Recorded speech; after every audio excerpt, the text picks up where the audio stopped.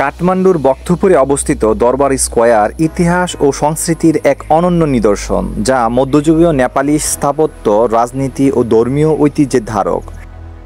এটি মল্ল রাজবংশের সময়কার রাজপ্রাসাদ চত্বর হিসেবেও পরিচিত, যেখানে রাজারা রাজ্য শাসন করতেন এবং গুরুত্বপূর্ণ ধর্মীয় ও সাংস্কৃতিক অনুষ্ঠান সম্পন্ন হতো। চত্বরটি বিভিন্ন মন্দির, রাজপ্রাসাদ, কাঠের কারুকাজযুক্ত জানালা ও দরজায় পরিপূর্ণ, যা প্রাচীন নেপালি স্থাপত্য শৈলীর চূড়ান্ত নিদর্শন বহন করে।